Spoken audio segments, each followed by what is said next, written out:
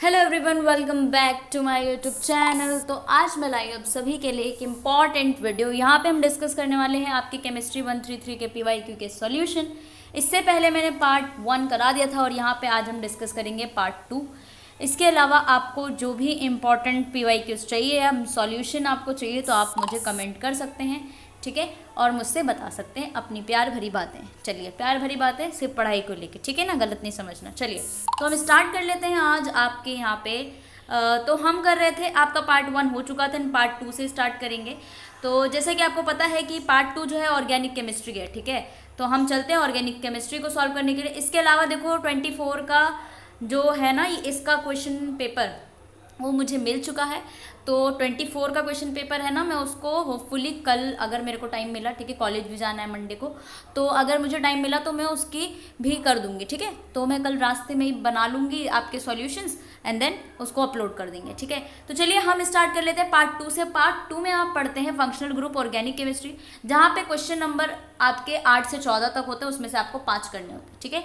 तो 8th है, यहाँ पे हम देखते हैं कि 8th का ए पार्ट, जहाँ पे आपको बताना है फ्रीडल क्राफ्ट एल्काइलेशन रिएक्शन होती क्या है और एग्जाम्पल देना है। तो जैसे मैंने आपको बताया था कि फ्रीडल क्राफ्ट एल्काइलेशन एसाइलेशन दोनों बहुत ही ज़्यादा इंपॉर्टेंट होते हैं।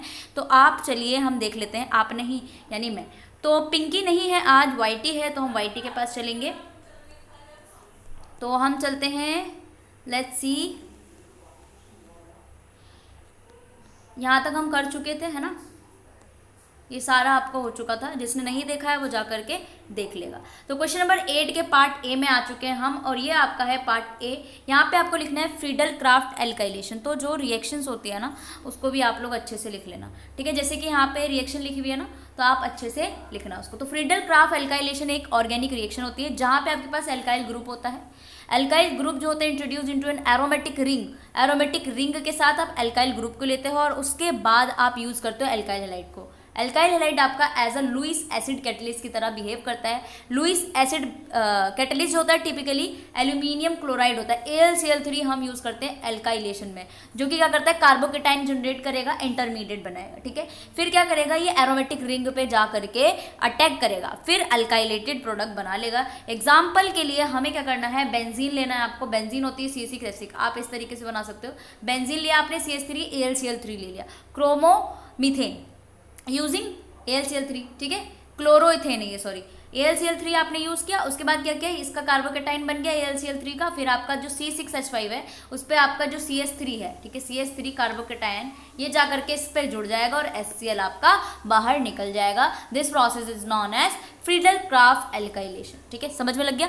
अब चलते हैं हम इसके बी पार्ट में। बी पार्ट इसका कहता है कि चलो यार, आपने फ्रीडल क्राफ्ट रिएक्शन कर ही लिया है, तो चलिए ना कुछ और करते हैं, कुछ नया करते हैं ना, आए हैं तो करके जाएंगे ही। चलिए, तो पार्ट बी जो है इसका, इसमें है आपका लिमिटेशंस। आपको लिखना है, आखिर मैंने फ्रीडल क्राफ्ट रिएक्शन से अपना एल्काइलेटेड बेंजीन बना लिया है, तो दोस्तों अब जब ये बन चुका है तो फिर आगे क्या इसकी कमियां होंगी जो हमें पता होगा, ठीक है। तो हम उसको निशाना बनाएंगे, उसकी कमियों से पता लगाएंगे। तो आपका होता है पॉली सब्सटीट्यूशन। सबसे पहली कमी जो है, लिमिटेशन, वो है पॉली सब्सटीट्यूशन। तो क्या होता है ये, चलो, Friedel Crafts alkylation can lead to multiple alkylation करता है एरोमेटिक रिंग पे, स्पेशली अगर एल्काइल हैलाइड आपका रिएक्टिव होता है और रिएक्शन कंडीशन कंट्रोल नहीं होती है, उस टाइम पे मिक्सचर ऑफ प्रोडक्ट बनते हैं, ठीक है। क्या बनते हैं, मिक्सचर ऑफ प्रोडक्ट, जो कि आइसोलेट करना बहुत ही ज़्यादा मुश्किल होता है अपने डिजायर्ड प्रोडक्ट को, ठीक है। यानी कि जब आपका एल्काइल हैलाइड रिएक्टिव होता है, यानी कि रिएक्शन होता है और रिएक्शन कंडीशन कंट्रोल नहीं हो पाती बहुत सारे, ठीक है, वहाँ पे कई सारे प्रोडक्ट बन जाते हैं आपके, बहुत ही सारे। तो क्या करोगे, जो आपका डिजायर प्रोडक्ट है ना, उसको क्या नहीं कर पाओगे, क्या नहीं कर पाओगे, उसको आप डिजायर प्रोडक्ट को ढूंढ नहीं पाओगे, आइसोलेट नहीं कर पाओगे। तो सबसे पहला लिमिटेशन होता है पॉली सब्सटीट्यूशन, यानी बहुत ही सारी सब्सटीट्यूशन प्रोडक्ट बन जाते हैं। देन दूसरी चीज, रीअरेंजमेंट की बात करें, कार्बोकेटाइन। कार्बोकेटाइन इंटरमीडिएट जनरेट होता है फ्रीडल क्राफ्ट एल्काइलेशन में, अंडरगो रीअरेंजमेंट करता है, जिससे कई अनएक्सपेक्टेड प्रोडक्ट्स बन जाते हैं। रीअरेंजमेंट होगा तो बहुत ज़्यादा अनएक्सपेक्टेड, जो हम एक्सपेक्ट नहीं कर रहे हैं, यानी दूसरों से एक्सपेक्ट करो तो वो नहीं मिलता ना, तो that's phenomena, rearrangement of carbocation. यहाँ पे हमने जब हम रीअरेंजमेंट कर देते हैं ना, तो क्या हो जाता है, आपका अनएक्सपेक्टेड प्रोडक्ट्स बन जाते हैं। This is particularly true for primary and secondary alkyl halides के लिए होता है, तो फिर बाकी कहाँ गए, ठीक है। तो इसलिए रीअरेंजमेंट ऑफ। फिर उसके बाद आता है आपका नेक्स्ट चीज़, वो ये है इनइफेक्टिवनेस विद डीएक्टिवेटेड एरोमेटिक रिंग्स। हमने दूसरा क्वेश्चन तो नहीं कर लिया, ठीक है, पार्ट बी ही कर रहे हैं ना, ओके।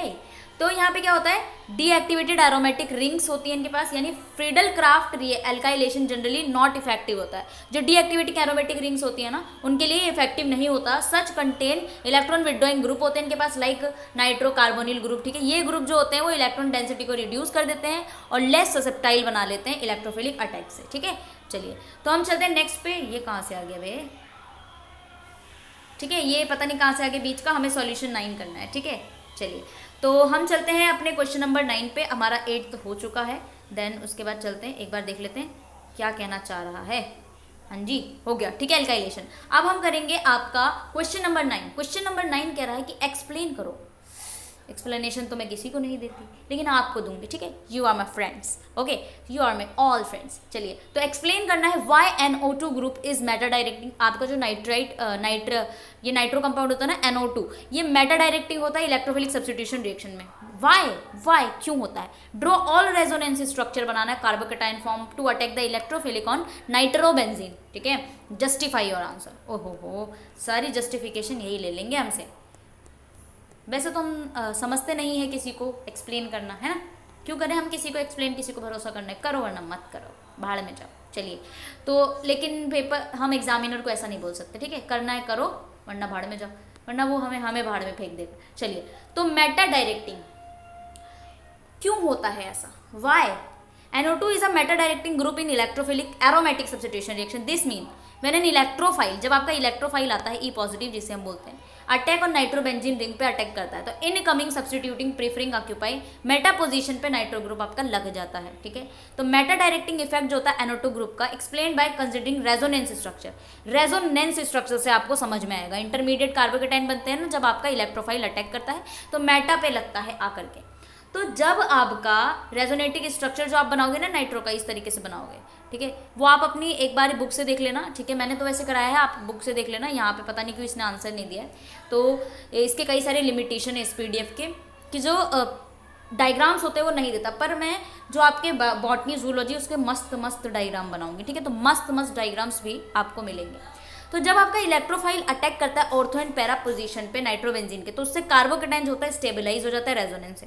तो रेजोनेंस की वजह से आपका नाइट्रो वाला मेटा डायरेक्टिंग पे जाता है। व्हेन द इलेक्ट्रोफाइल अटैक करता है मेटा पोजीशन पे, तो रेजोनेंस स्टेबलाइजेशन होता ही नहीं है, ठीक है, होता ही नहीं है। तो जहाँ पे आपका रेजोनेंस स्टेबलाइजेशन होता है वो आपका कहाँ पे होता है, कहाँ पे होता है, कहाँ पे होता है? अच्छा आप कैसे बोलेंगे, मुझे ही बोलना पड़ेगा, ठीक है। तो जब आपका पैरा और ऑर्थो पर होता है तब स्टेबलाइजेशन होता है, जिससे कार्बोकेटाइन जो होता है वो आपका मेटा डायरेक्शन पे लेस स्टेबल हो जाता है और ऑर्थो पैरा पे मोर स्टेबल हो जाता है। This destabilization effect make meta position less reactive हो जाता है electrophilic substitution reaction. Therefore NO2 group जो होता है direct incoming electrophile to the meta position. I hope you understand. Next पे चलते हैं।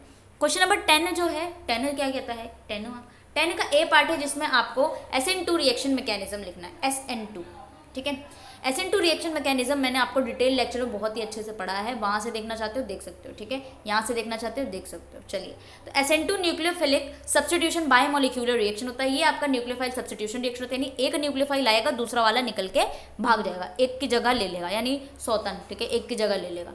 इन विच न्यूक्लियोफाइल अटैक का कार्बन एटम पे अटैक करता है, लिविंग ग्रुप आपका निकल जाता है। ये आपका 1 स्टेप इन्वर्जन ऑफ स्टीरियोकेमिस्ट्री, यानी उल्टा इन्वर्जन SN2 करता है आपका, ठीक है। एग्जांपल के लिए न्यूक्लियोफिलिक सब्स्टिट्यूशन आपका मिथाइल ब्रोमाइड है, हाइड्रोक्साइड आयन है। मिथाइल ब्रोमाइड क्या आता है, CH3Br, ठीक है। दूसरा क्या है, हाइड्रोक्साइड आयन, हाइड्रोक्साइड आयन आपका H3O+, यहाँ से आपका H लग जाएगा और Br भाग जाएगा, लिविंग ग्रुप, ठीक है। इस तरीके से आपका होता है SN2 रिएक्शन।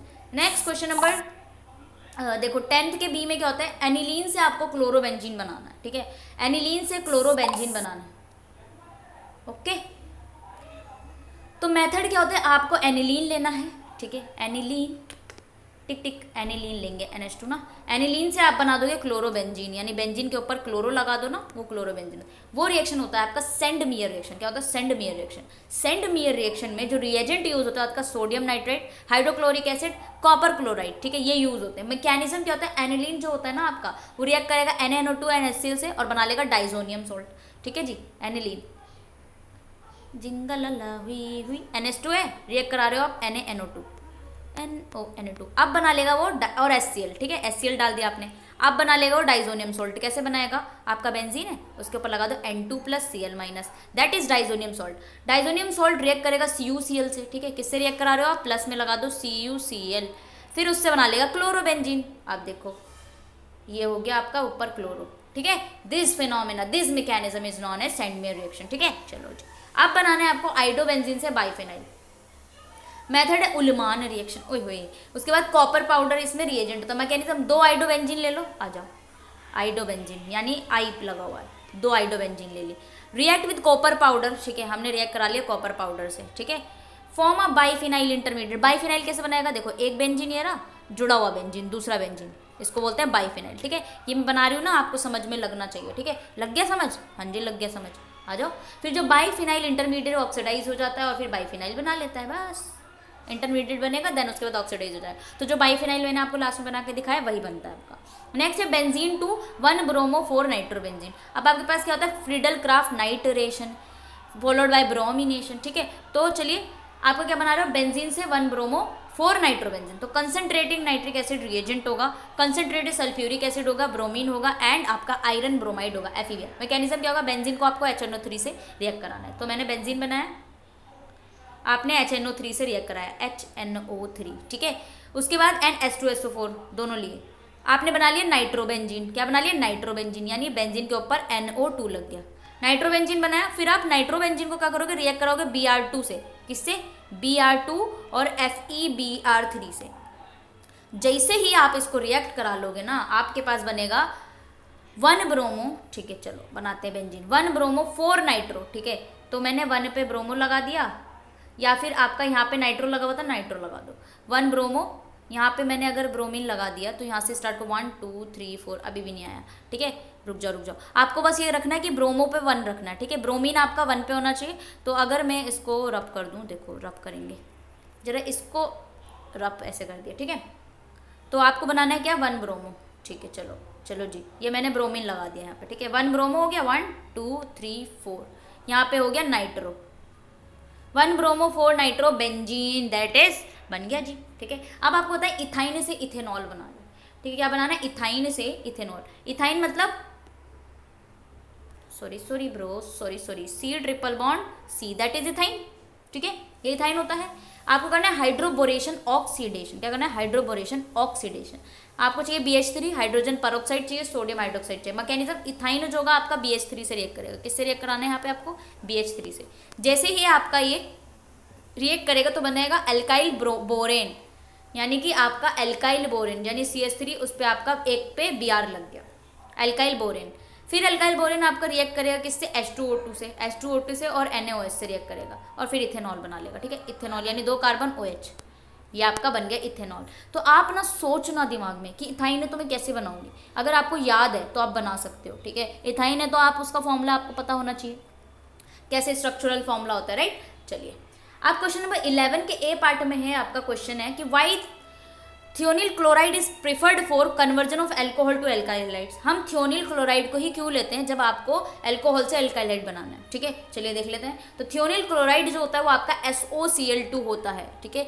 मास्टर्स हैं अगर आप ऑर्गेनिक में, तो ऑर्गेनिक सबसे सस्ती है, ठीक है। आपको बस नाम से पता होना चाहिए कि मुझे क्या लिखना है, नाम से पता होना चाहिए कि क्या लिखना है। तो अगर आपको दिमाग में याद है ना कि बेंजीन का रिएक्शन में Br से करा रही हूँ तो मेरे पास ब्रोमो बेंजीन बनेगा, तो बस आपको लिख देना है, स्ट्रक्चर आपको पता होना चाहिए। तो इस तरीके से मैं सॉल्व करती हूँ, ठीक है। चलिए, preferred for the conversion alcohol to alkyl because, क्यों? It produces HCl as a by product बनाता है, which can be easily remove by bubbling of reaction mixture through water. तो जब आप SOCl2 का रिएक्शन कराते हो ना और आप एल्कोहल से एल्काइल क्लोराइड बनाते हो, ठीक है। क्या बनाते हो? एल्कोहल से फेविकोल से, है ना। एल्कोहल से क्या बना रहे हो? एल्काइल क्लोराइड बना रहे हो, ठीक है। एल्काइल क्लोराइड बना रहे हो यानी कि Cl लग गया आपका OH हट के। क्यों ऐसा होता है? क्योंकि HCl बन रहा है बाई प्रोडक्ट में।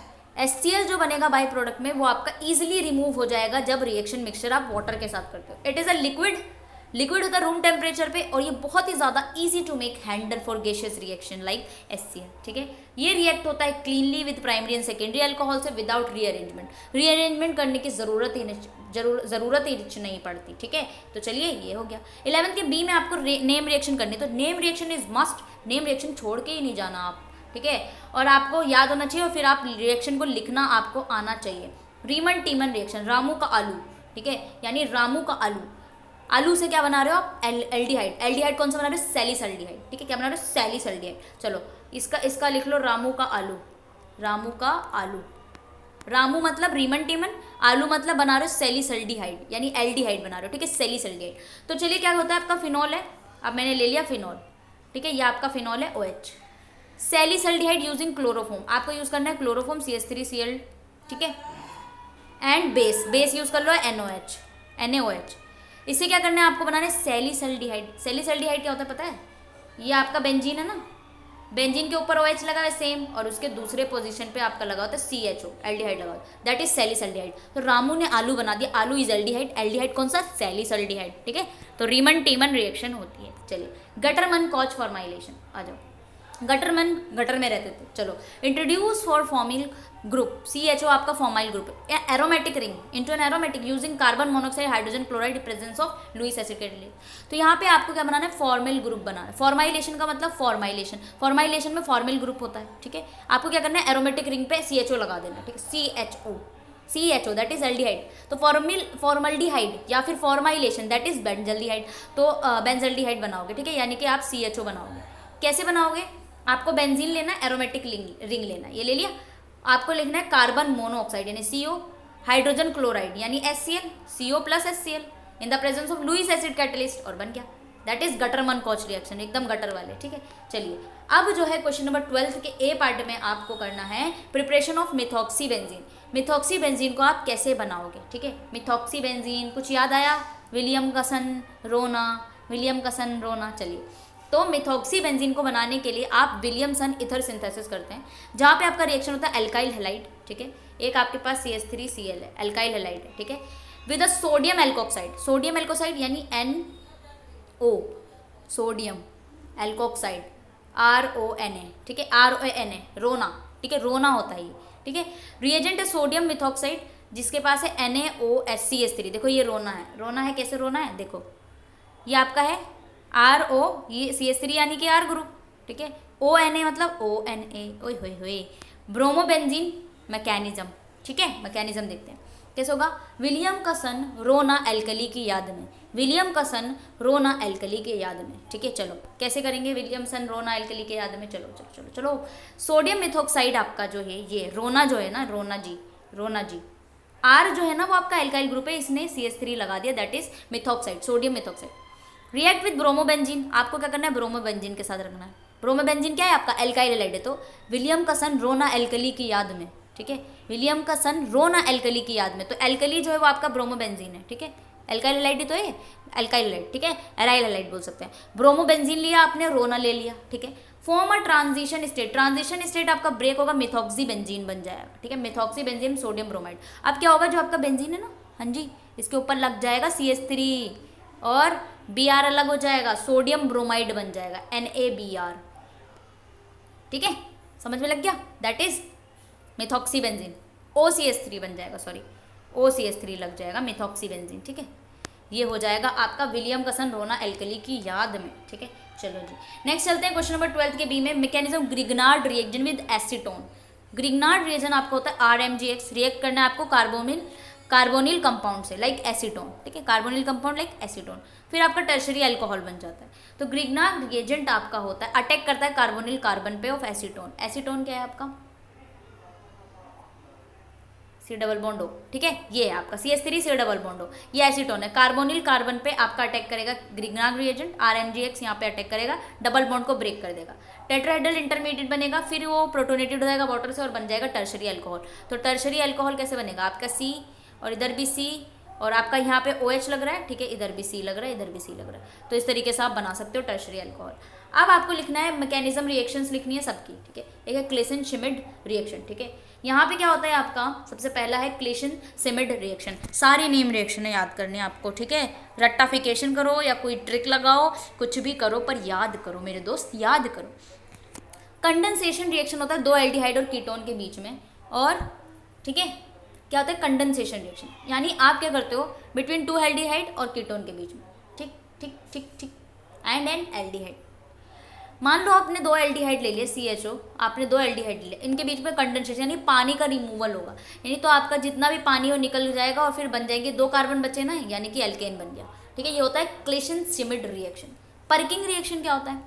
परकिंग रिएक्शन क्या होता है दोस्तों? Condensation reaction between aromatic aldehyde. आपकी बार 2 एरोमेटिक एल्डिहाइड ले लो, CHO, ठीक है, एंड एनहाइड्रेट ले लिया। ठीक है, अब इसमें भी आपका ये पानी का पानी निकल जाएगा और आपके 2 फिनाइल जुड़ जाएंगे। फिर है आपका next benzoin condensation. Condensation reaction होता है 2 बेंजल्डिहाइड के बीच में। बेंजल्डिहाइड का मतलब समझ रहे हो? बेंजीन पे एल्डिहाइड मॉलिक्यूल। तो सबसे पहले क्या होता है? न्यूक्लियोफाइल अटैक करता है। तो हाइड्रोक्साइड आयन जो OH है वो अटैक करेगा आपके कार्बन एटम पे, जो कि ब्रोमीन से एटम से अटैच्ड है, न्यू बॉन्ड बनाएगा और न्यू बॉन्ड बना के CBr बना लेगा, CBr। फिर क्या होगा? इस इन्वर्जन ऑफ स्टीरियोकेमिस्ट्री होगा, यानी जो आपका न्यूक्लियोफाइल है वो कार्बन एटम पे जाएगा बैक साइड से और Br जो होगा वो निकल जाएगा। आप देखो CBr था तो C बचा, Br निकल गया। फिर फ्रॉम अपोजिट साइड से इन्वर्जन कन्फिग्रेशन होगा कार्बन एटम पे। ये मैकेनिज्म जो होता है आपका सिंगल ट्रांजिशन स्टेट पे होता है, जहाँ पे न्यूक्लियोफाइल पार्शियली बॉन्डेड होता है कार्बन एटम से और लीव करता है पार्शियली बॉन्डेड से। ये रिएक्शन जो होगी आपकी SN2 रिएक्शन होती है, डिपेंड करती है न्यूक्लियोफाइल एंड सबस्ट्रेट दोनों पे। तो आपको ध्यान रखना है SN2 रिएक्शन ही आपकी रिएक्शन कराती है जी। ठीक है, नेक्स्ट पे चलते हैं आपका सोल्यूशन टू क्वेश्चन नंबर 14। यहाँ पे आपका है, एक मिनट जरा क्वेश्चन देखते हैं इसमें क्या कहता है। हम चलते हैं क्वेश्चन पे। आई रे क्वेश्चन पे आई रे। आपको ना देखो 5 रिएक्शन कंप्लीट करनी है। तो मान लो आपको ये रिएक्शन दी हुई, ये रिएक्शन दी हुई, रिएक्शन 5 6 7 रिएक्शन दी हुई है, तो उसको कंप्लीट करने के लिए। ठीक है, चलिए देखते हैं क्या क्या कहता है यहाँ पे आंसर में। ये दिल आप लोगों के लिए, ठीक है, प्यारा सा दिल मैंने बनाया, हैंड मेकिंग दिल। चलो, प्रोडक्ट जो बनेगा यहाँ पे, ये रिएक्शन देखो आपका, ये है ना R2C double bond of KCN और HCl। यहाँ पे आपका साइनोहाइड्रिन बनेगा। कार्बोनिल ग्रुप ऑफ कीटोन और एल्डिहाइड रिएक्ट कर रहा है साइनाइड आयन से। ठीक है, देखो साइनाइड आयन से, और फॉर्म साइनोहाइड्रिन। साइनोहाइड्रिन कैसे बनेगा? बेंजीन के ऊपर CN लग गया, दैट इज साइनोहाइड्रिन। ठीक है, ये बन जाएगा आपका। तो इस तरीके से आप लगा दें R पे, सॉरी R2 है ना, तो यानी RCN बन गया। ठीक है, साइनोहाइड्रिन। नेक्स्ट जो सेकंड वाला दिया हुआ है ना, वहाँ पे आपका एस्टर बनेगा प्रोडक्ट। कैसे? एस्टेरिफिकेशन रिएक्शन हो रहा है आपके कार्बोक्सिलिक एसिड और अल्कोहल एसिडिक कंडीशन में। ठीक है, तो वहाँ पे बन जाएगा एस्टर। यहाँ पे होगा एल्काइल, प्रोडक्ट बनेगा फ्रीडल क्राफ्ट एल्काइलेशन। अभी हम देखते हैं। ठीक है, यहाँ पे बनेगा आपका ये प्रोडक्ट ईथर बनेगा। क्यों? क्योंकि आप देखो रोना है ना, यानी विलियमसन सिंथेसिस। यहाँ पे फॉर्मल्डिहाइड बनेगा, एसिटल्डिहाइड बनेगा, ये वाला देखो। ठीक है, डायोल बनेंगे, क्लीवेज। तीसरी चीज़ जो होगा प्रोडक्ट बनेगा क्लोरीनेटेड बेंजीन डेरिवेटिव। ठीक है, फोटोकेमिकल क्लोरीनेशन वाला है। यहाँ पे AgCN से रिएक्ट करोगे, एल्काइल साइनाइड बनेगा, यानी एल्काइल पे क्या बन गया? CH3CN, alkyl cyanide. ठीक है, ये आपका रिएक्शन कहता है। Thank you this one. एक बार हम ना उसको क्वेश्चन पेपर से देखते हैं। ठीक है, एक बार ही देखो। अब तो मुझे भूख लग रही है यार बहुत ज़ोरों से। चलो ठीक है, आपका ये करा देते हैं, है ना। अब जो नेक्स्ट पेपर आएगा ना वो 24 का आएगा इसका। ठीक है, और होपफुली अगर रात में मुझे टाइम मिला ना तो आज मैं बॉटनी का भी एक कर दूँगी। ठीक है, देखो यहाँ पे जो ये क्वेश्चन है ना R2 और यहाँ से लग जाएगा CN। ठीक है, साइनोहाइड्रिन। इसके ऊपर जो हमने बताया था वो बेंजीन पे आपका H3O लग गया था। यहाँ पे आपका था RCOCl, तो यहाँ पे COCl लग जाएगा, यहाँ पे OH हटके। ठीक है, ये आपका विलियमसन सिंथेसिस है, यानी एल्कली की याद में रोना, यानी ब्रोमीन आपका हटके इथर बन जाएगा। ठीक है, OCH3 लग जाएगा यहाँ पे। और यहाँ पे डायोल है, यहाँ से OH दोनों गायब हो जाएंगे। यहाँ पे क्लोरीनेशन है, यानी क्लोरीन लग जाएगा बेंजीन पे। यहाँ पे AgCN है, यानी CH3, ये Br अलग हो गया, यहाँ पे CN लग जाएगा। ठीक है, यहाँ पे CN लग जाएगा, बस ये बन गया आपका। और ये पेपर आपका होता है सॉल्व। इसमें जो भी पूछना होगा आपका वो मुझसे पूछ लेना कमेंट में। हाँ जी, कमेंट में। ठीक है यार, थोड़े से ये सारी PDF अगर किसी को चाहिए, PDF इज़ पेड, चाहिए तो सही है, नहीं चाहिए तो भी सही है। ठीक है, PDF पेड है आपकी बहुत ही कम प्राइजेज में। किसी को PDF चाहिए तो मुझसे ले सकते हैं, नहीं चाहिए तो यहाँ पे मैं सारा करा ही रही हूँ, तो आप यहाँ से कर लीजिए। Easy to available, easy to use, easy to study, है ना। चलिए, तो ये थे आपका 2020 का पेपर। इसके बाद हम करने वाले हैं आपका इसका 24 का। ठीक है, फिर हम इसको केमिस्ट्री 133 को डन कर देंगे, क्योंकि मैंने इसके 2 paper already I think 3 paper करा दिया और एक 24 का करा दूंगी। 4 पेपर बहुत है आपके लिए, इंपॉर्टेंट क्वेश्चन आ जाएंगे, उसको अच्छे से कर लेना, बस खत्म, टाटा बाय। वो भी मैं एक्सप्लेन कर दूंगी ताकि आपको पढ़ने में ईजी रहे। फिर उसके बाद यूनिट नंबर भी लिख के ले आऊँगी, आपका एक्सप्लेन भी हो जाएगा, सब कुछ हो जाएगा। तो आप बस पढ़ लेना, आप रिवाइज कर लेना, पेपर देने चले जाना। 50 में से 40 मार्क्स तो कहीं नहीं जाएंगे आपके, ठीक है। केमिस्ट्री की बात तो मैं पक्का कह रही हूँ, जिस तरीके से मैं बोल रही हूँ उस तरीके से अगर आपने पढ़ लिया तो, ठीक है। क्योंकि मेरे खुद के भी 41 42 नंबर आते हैं 50 में से, ठीक है। केमिस्ट्री में बता रही हूँ मैं, जूलॉजी बॉटनी सब में बता रही हूँ, ठीक है। चलिए, तो हम मिलते हैं नेक्स्ट में। और इसके अलावा मैं, अगर मेरे को अभी टाइम मिला तो मैं अभी अपलोड कर दूँगी, ठीक है। बाकी मिलते हैं नेक्स्ट में। और मैं कोशिश कर रही हूँ कि जो स्केड्यूल मैंने आपको दिया है वो कंप्लीट मैं करूँ, बीच बीच में जैसे रह जाता है ना। फिर भी मैंने इस वीक ट्राई किया है कि आपका 2 लेक्चर नहीं अगर मिल रहे हैं तो 1 लेक्चर उस सब्जेक्ट का मिल ही रहा है जो मैं चला रही हूँ, ठीक है। जूलॉजी में भी मैंने आपके कल परसों दिए थे, इसीलिए मैंने आपके आज कर दिया था एक, वो भी जल्दी कंप्लीट हो जाएगा। तो हम जूलॉजी 133 करेंगे। इसके अलावा जूलॉजी में अगर आपको और कुछ चाहिए कोड, तो ज़्यादातर प्रॉब्लम होती है फिजिक्स में, क्योंकि फिजिक्स का कंटेंट कहीं नहीं है, इवन आपका जूलॉजी बॉटनी का भी नहीं है, इग्नू का। इसलिए मैं आपके लिए वन स्टॉप सॉल्यूशन लेकर के आई हूँ, ठीक है। बाकी पेपर के टाइम में मेरी प्लेलिस्ट अगर इस साल पूरी नहीं हो पाई, बाई चांस मैंने आपके जो डिटेल लेक्चर की प्लेलिस्ट इस साल ना कर पाए, क्योंकि हमारे पास सिर्फ 2 मंथ है, ठीक है। अगर आप डिटेल लेक्चर करने लग जाओगे, मान लो अभी तो आप कर सकते हो, पर आपका 1 मंथ पहले क्या करोगे आप, तो इंपॉर्टेंट क्वेश्चन ही आपके काम आएंगे, ठीक है, क्योंकि मैं उसको भी एक्सप्लेन करूँगी, राइट। तो उसके अलावा अगर इस साल बाई चांस कंप्लीट ना हो पाए तो नेक्स्ट ईयर सारी प्लेलिस्ट में होपफुली कंप्लीट कर दूंगी। तो आने वाले आपके जितने भी हमारे दोस्त हैं, हमारे फ्रेंड्स हैं, इवन स्टूडेंट्स हैं, उनके लिए बहुत ज़्यादा हेल्पफुल होने वाला है मेरा चैनल। तो आपको क्या करना है, सब्सक्राइब करना है। सब्सक्राइब के बाद क्या करना है, शेयर करना है, ठीक है। इसके अलावा अगर आप मुझे भी थोड़ा सा, मैं भी थोड़ा सा कमा लूँ यार, तो असाइनमेंट्स बनवा लो मेरे से, ठीक है, बनवा लो। तो चलिए आप लोग कर दीजिए। अगर पेड लेना चाहते हैं, आप क्या पेड लेना चाहते हैं, पीडीएफ्स लेना चाहते हैं तो हम ले लेना, नहीं लेना चाहते तो मेरे को कोई दिक्कत नहीं है। मैं मेहनत कर रही थी इसलिए मैंने ये थोड़ा सा सोच लिया, ठीक है। तो अगर आपको चाहिए पीडीएफ इसका तो मुझे बता देना, पीडीएफ भी मैं पेड कर दूंगी आपको। मुझे डायरेक्ट मेरे हैंडल पे, मेरा टेलीग्राम हैंडल है @miss medico, जो मेरा यूट्यूब का नेम है यार, ठीक है, मिस मेडिको 170। इस पर आप मुझे डीएम कर सकते हैं डायरेक्टली, मेरा पर्सनल हैंडल है, उस पर आप डीएम कर सकते हैं। अगर आपको पीडीएफ पेड चाहिए तो मैं आपको डायरेक्टली पीडीएफ दे दूंगी विद लीस्ट प्राइसेस, बहुत ही कम प्राइसेस में, ठीक है, जो आप भी अफोर्ड कर सको और थोड़ी सी मुझे भी मदद मिल जाए और थोड़ा मैं काम कर रही हूँ तो थोड़ा सा मतलब बेनिफिट हो जाए, ठीक है, समझ रहे हो आप। तो इस तरीके से, बाकी नहीं चाहिए तो कोई दिक्कत नहीं, ठीक है। तो चलिए मिलते हैं नेक्स्ट में, जब तक के लिए bye bye and take care, ठीक है, बाय।